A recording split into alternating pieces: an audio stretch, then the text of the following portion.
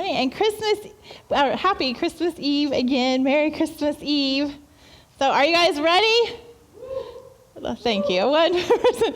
Anybody still have lots to wrap at home? Good. We got a few that are still wrapping things. So we've almost made it through the Christmas season. We're at the fun part now where we get to see family. We get to have the presents. We get to eat lots of good food. Some of you may have already done that. We do want to make sure that you know next Sunday we are online only. We like to give a break. If you don't know, we have our dream team is our team that makes everything possible. So they greeted you at the door. They got donuts and coffee ready. They did all kinds of things to be able to make each Sunday morning possible. So on the last day of every year, and it just happens to be New Year's Eve this year, we always do an online service to give everybody a break. So do not come next week here in the building because we will not be here. But on the next Sunday, which is the 7th, is our beginning of the year pitch-in breakfast. So we will have that at both services. So bring lots of things to enjoy at both services. We have been in a series that for me has been fun and a little convicting, honestly, to me myself. We have been talking about traveling light. How many of you have already been to a family, friend, work, Christmas gathering so far? Some of you have already had. Who still has things to go to over the next couple days? Now, we know when we go to some of these family events or friend events that some of them are amazing, that we're so excited to see family that we haven't seen for a while. We're so happy to be there. But we know for some of them, it also brings a lot of tension and anxiety when we go to these things because we may have someone there that we don't necessarily get along with, that we've had trouble in the past with. So over the last few weeks, we've been talking about letting go of some of that baggage. The first week, we talked about the distractions. We have a purpose from God, and so we want to let go of distractions that keep us away from that purpose. Then last week, which was hard for me, and I got lots of calls and asked for prayer last week, so I think it was something that touched a lot of you. We talked about letting go of bitterness and forgiving others. How hard that is when we are sitting across the table eating Christmas dinner from someone and we know exactly what we could say to them, but we choose instead to have forgiveness. So we are looking today, next week, whenever we have our online service, we will be wrapping up our Travel Light series next week. But today we're going to be looking at letting go of control. And like I said, every single week, this has been convicting to me again this week. This is something that I have a lot of trouble with. And I will say, if you're nudging the person next to you, saying, oh, this is going to be a great sermon for you because you try to control everything, I think God is going to touch your heart because you're trying to control them right now as you're doing that. So we are going to look at the story of Mary, looking at letting go of control. So we're going to start in Luke. We're going to look at the story of Jesus' birth through Luke. So we're going to look at chapter 1, and we're going to start at verse 26. In the 6th month of Elizabeth's pregnancy, God sent the angel Gabriel to Nazareth, a village in Galilee, to a virgin named Mary. She was engaged to be married to a man named Joseph, a descendant of King David. Gabriel appeared to her and said, "Greetings, favored woman. The Lord is with you." Confused and disturbed, we're going to come back to that. Confused and disturbed, Mary tried to think what the angel could mean. Now, some of you in your life today may be feeling confused and disturbed about lots of things. There's something going on in your life and you're thinking, why is this happening right now? Is there some way I can fix this? Is there some way I can change this? What is going on? We're going to keep looking at this story with Mary. "Don't be afraid, Mary," the angel told her, "for you have found favor with God. You will conceive and give birth to a son, and you will name him Jesus. He will be very great and will be called a Son of the Most High." Mary asked the angel, "But how can this happen? I'm a virgin." The angel replied, "The Holy Spirit will come up on you, and the power of the Most High will overshadow you. So the baby to be born will be holy, and he will be called the Son of God." Mary responded, "I am the Lord's servant. May everything you have said about me come true." Now, as we're thinking about this idea of control, some of you may have somebody in your mind and think, this is the perfect sermon for them. But when you think about yourself, you think, I'm not controlling. I'm just aggressively helpful. I just have ideas to share with everyone that I know would make their life better. I am not a controlling person. I don't try to control my kids when I tell them how to fix their hair, when I tell them what they should wear, when I tell them where they should go to college, when I tell them what they should major in, when I try to raise their own kids for them. I'm not being controlling, I'm just being helpful, a little aggressively helpful. Sometimes with our spouse, our relationship we're in. Do you ever try to tell your spouse where they should go? Do you ever, like I said, this is convicting. Do you ever tell your spouse how they should drive or how they should not drive when you're with them? Telling them what not to say, finishing their sentences for them. Some of us especially try to control big life events. We may say to ourselves, I want God's help. I want God to really, control my life and to plan my life for me, and I want to follow his plans. Except for this. I know how to do this. I've got this, God. I don't need you here. I need you to help with this other stuff, but I've got this. One thing, especially in our culture, that we really try to control is our image, how other people see us. And if you're someone who likes to control your image and to control how you're seen, social media is awesome for this. Now, we have talked probably each week about social media, the good and the bad in it. But if you're someone who likes to have that control, it can be helpful. You can show people the life that you want them to see. You can filter out all the stuff behind you. You can filter out all the blemishes that people see, both physically and whatever's going on around. It may have taken you 23 times to take that picture, but you can present the image that you want others to see. I remember quite a few years ago, we were doing a Christmas picture, and our kids were little. We actually were living in a different city, and I had Pinterest. Now, I'm going to tell you, Pinterest is a curse and a blessing. But I saw this picture that I wanted on Pinterest. And it was all of our family would do kind of prayer hands, and then you would be on a staircase, and it would make it look like it was a Christmas tree when you were praying. I was all into this. I was ready for it. And then we tried it. And luckily, it was one of my friends who loves me very much was taking the picture. And so she helped us with our therapy that we needed afterwards. But I felt like we probably took over an hour, maybe an hour and a half, to take this picture of just the 5 of us.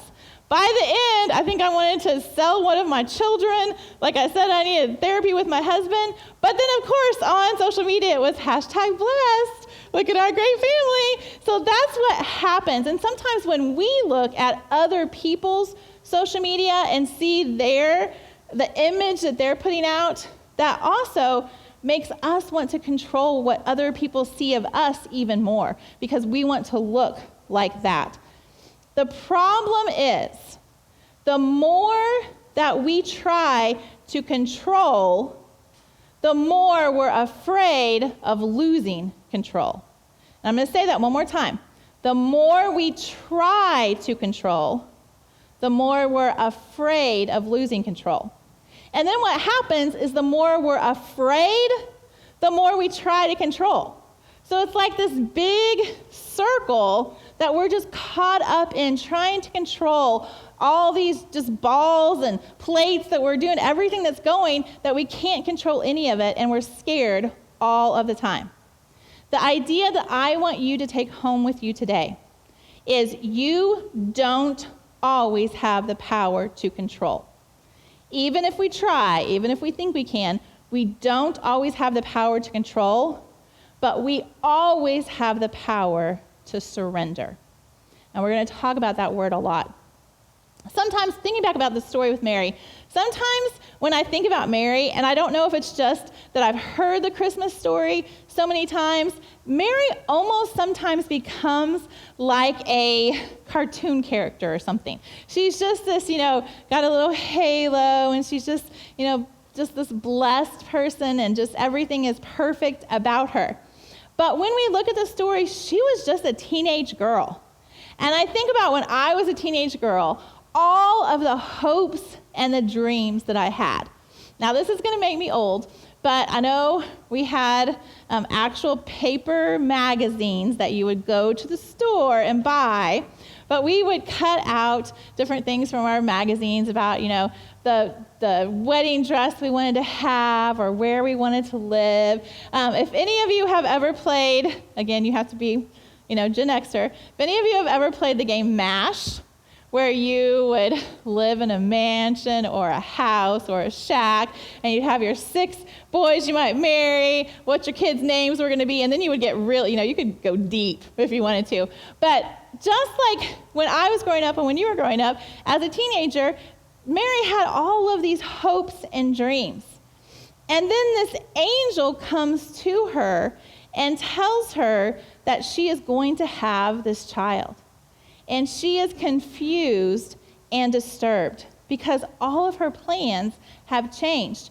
In her culture, it was really important for a girl, especially a young girl like this, to get married. Because at this time, the husband was the one that was kind of the financial provider for everyone. A woman was there to take care of her husband and to have children. So if she was not married and was looked at by people as having a child out of wedlock, she was pretty much banned from the community. So when she was telling the angel and telling God that she would do this, she was giving up a lot of things. She was confused and disturbed. This was not something that she had expected. And I don't know if this has ever happened in your life before. We were living in Oklahoma. We had 2 perfect little children. We had one that was 4 years old, one that was 8 months old, and just, living our best life. We had our plans with a boy and a girl, and, everything was great. And then I started feeling a little weird, especially in the mornings. I wasn't really sure what was going on, but I took a test. And I won't ever forget, we were in our house, we had just moved to Oklahoma, and I was a stellar mom, so I was making hamburger helper, and I was stirring up the hamburger helper, and Mark came downstairs and he's like, "So, what did the test say?"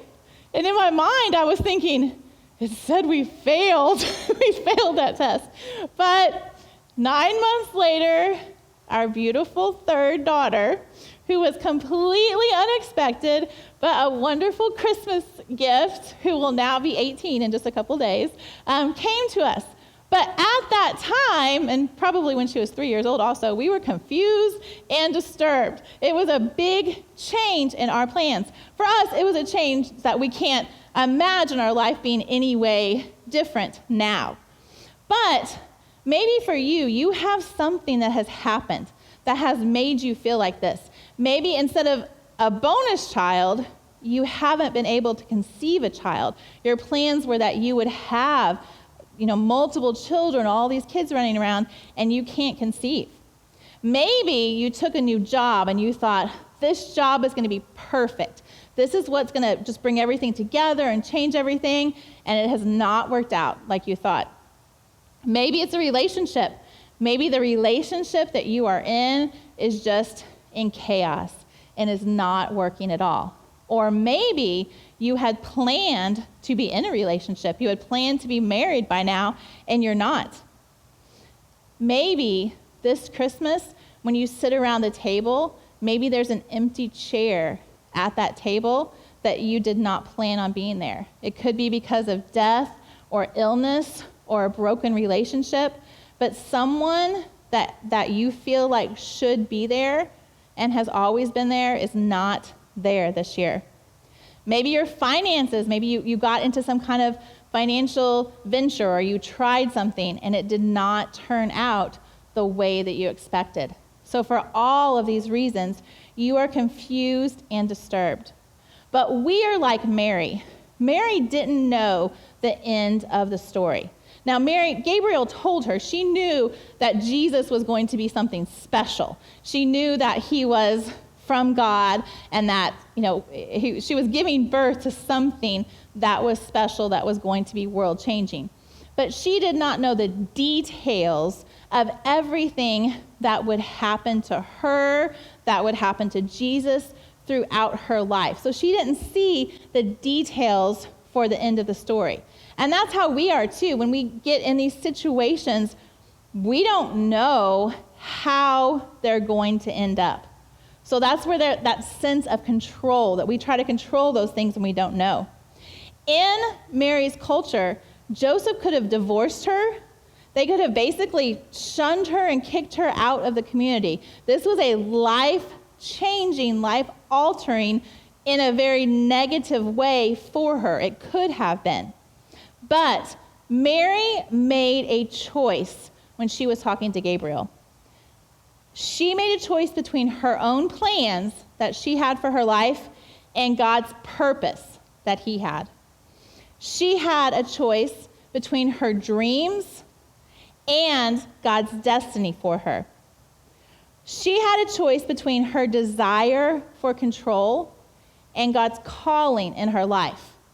Even though she didn't understand the plan, she chose to trust that God still had a purpose for her in that plan. What are you trying to control today? Think about all of those things that you have going on in your life. Is there something that you are trying to control? Is it a relationship that you're trying to control? Is it your kid's future that you're trying to control? Is it a job or a certain area of your finances that you're trying to control? What are you trying to control today?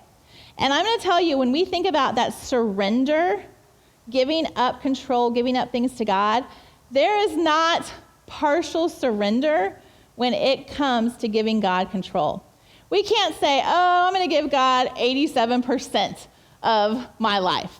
I'm going to give God my job. I'm going to give God my kids, but I'm going to keep hold of my finances. That I need to have control over that.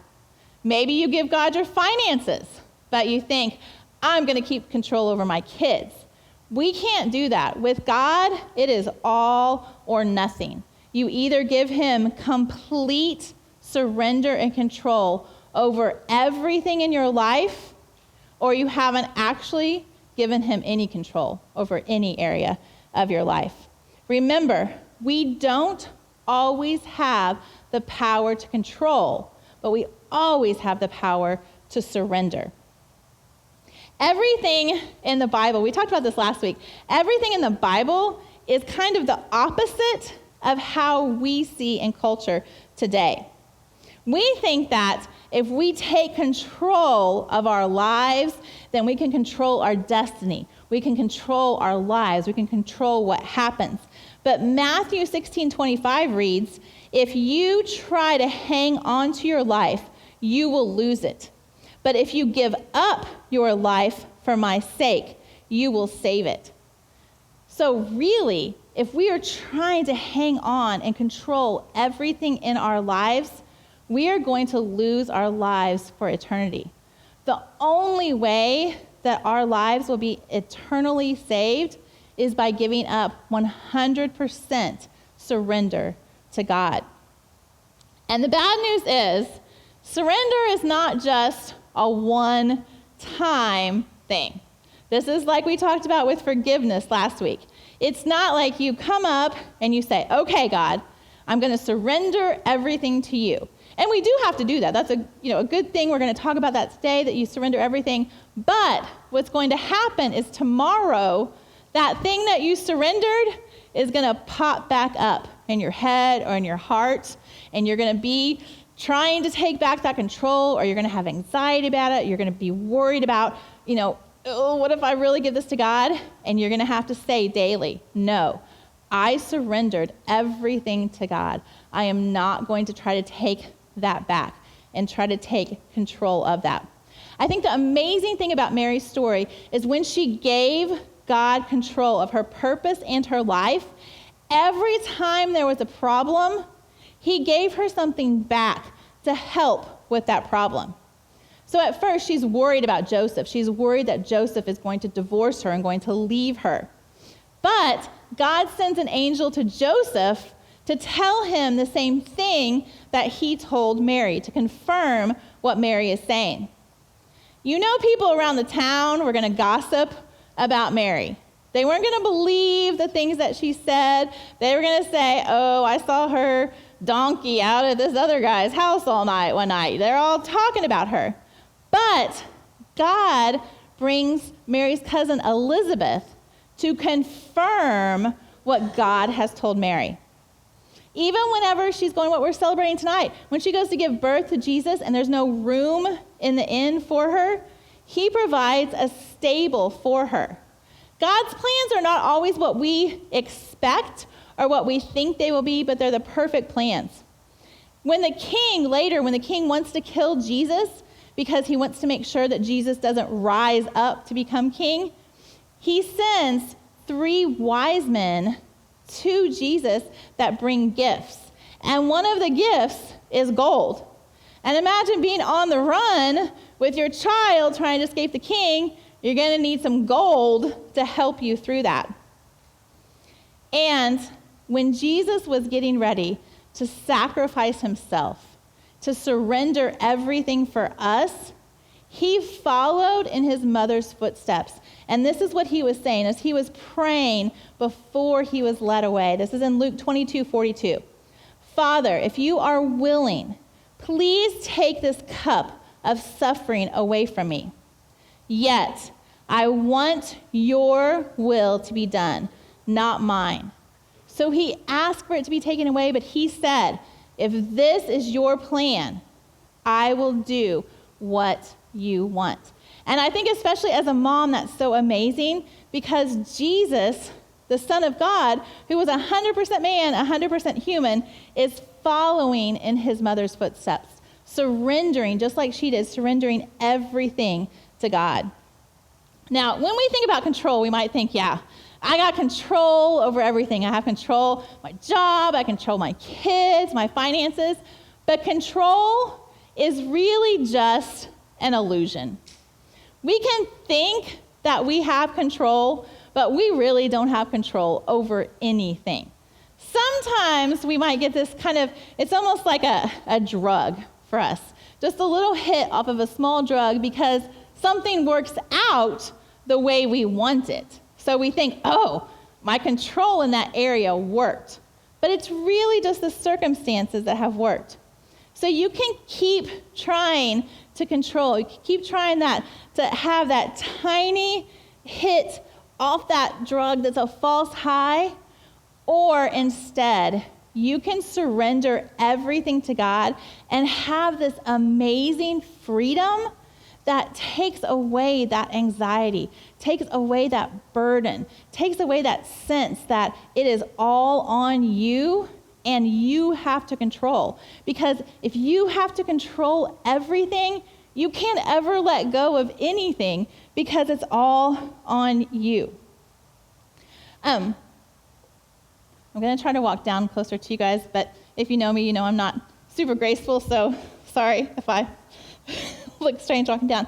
But I think that it's really important for us to realize that when we are trying to control things, that we are overestimating our own ability. We are thinking that we are better than we are. We are thinking we are just as good or better than God because we think what the plans that we have, the way we want things to work out, we think that we know more than God. So we are overestimating our own ability. And in the same way, it comes from a lack of faith because we are underestimating God's power. We are thinking, I know better. God can't control the situation. God doesn't know the right thing to do. We are building ourselves up over him and over his power. Now, you should have gotten a piece of paper in your bulletin. And I think if you didn't, there's some extras that we can pass out. So if you didn't get a piece of paper, just raise your hand, and we'll make sure that you get some. I know some of you that were already in here. I think Mark's going to bring some for you. But what we're going to do, just keep your hands up real quick. Mark's bringing some in. Thank you. We're kind of a smaller group today, so it can be a little informal. But what we're going to do is, as we were speaking today, I want you to think about if God is laying something on your heart that you need to give control of. You may have thought, I'm a Christian. I live my life for God. I've given him control of everything. But there's one little, in that dark part of your heart, in that dark part of your soul that you are still holding on to. What we're going to do is we're going to write those down today. And I'm going to give you some time to do that. But I really want you to know that Mark and I, we pray for you guys all of the time. As your pastor, some of you we know super well. Some of you we are just getting to know. Some of you we've just met. But we listen to your stories. And we care so much about you. And we pray for you all of the time. And sometimes as a pastor, it's almost, I don't want to say it's a burden because that sounds negative, but it's a weight that we carry because sometimes, I'm just going to be honest, when you are telling us things, in my mind, I am thinking, if you would only do this, if you would only give God control of this area, if you would only give this up, or you would only do this, you would get the freedom that you are seeking from God. But just like we're asking you to give control up, we also have to give control of you guys up. Because we can pray and we can talk to you and we can help guide you. But the only person that can change your heart and come to you and bring those things to mind that you are still trying to control is the Spirit of God. We can't do that. So we have to let God take control over you.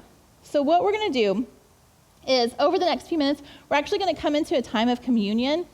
But while we're doing this, I really want you to take some time to pray and to think about, is there anything in my heart, in my soul that I have not given up, that God is bringing to mind today that I need to give up?